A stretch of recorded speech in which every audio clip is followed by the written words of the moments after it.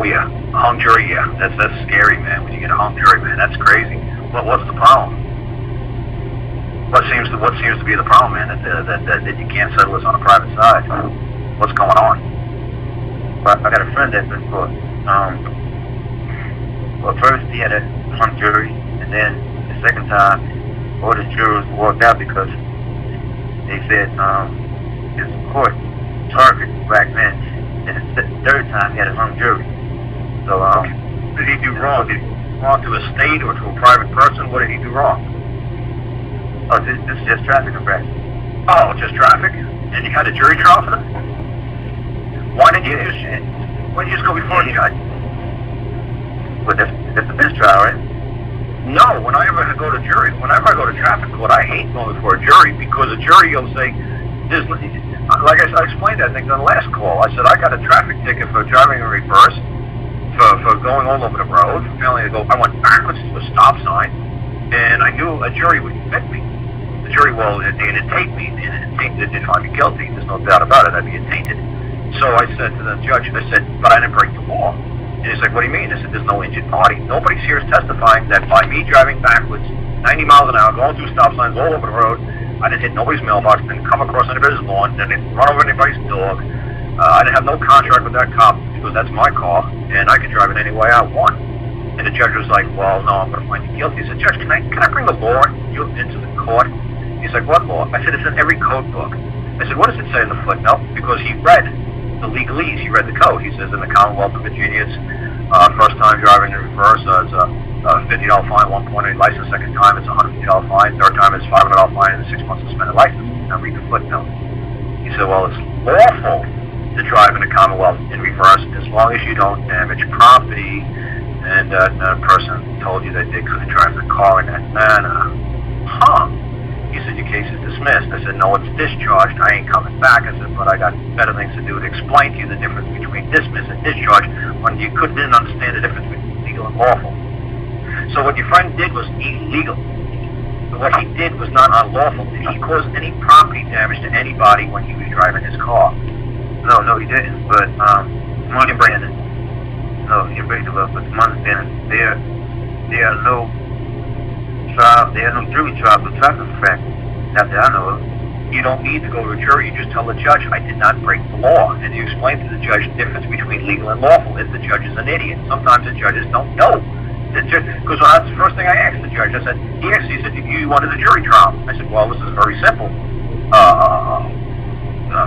Citation that I'm doing is reckless driving, going through a stop sign backwards, speeding, all over the road reckless, and driving in reverse. I said, this is very simple. I can get this done in 5 minutes.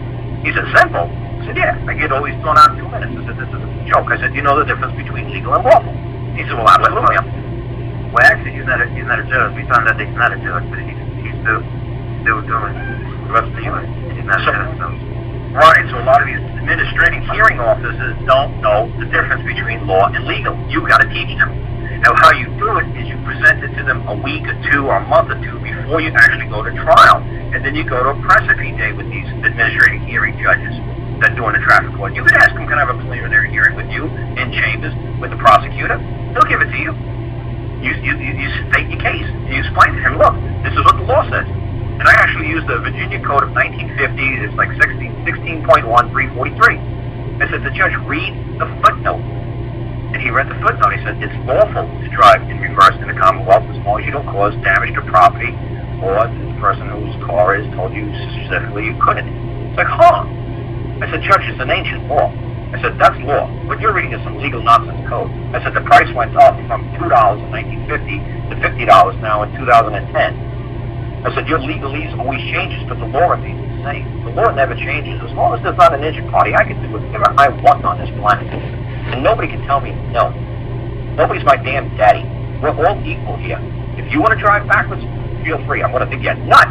But you know what? If you want to wear that funny black robe, I think you're a nut.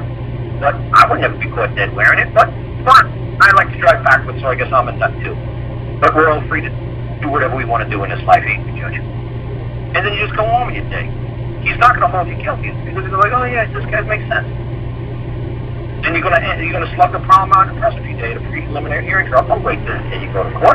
There is no reason why that you can say to the judge, look, I wish to settle this matter in chambers. I wish to settle this in a preliminary hearing. Is there some reason why we have to have a jury? Is there some office hours, like a college teacher? Is there some office hours that you have that I could just meet with you, and if the prosecutors won't come here, can we have a three-way phone call?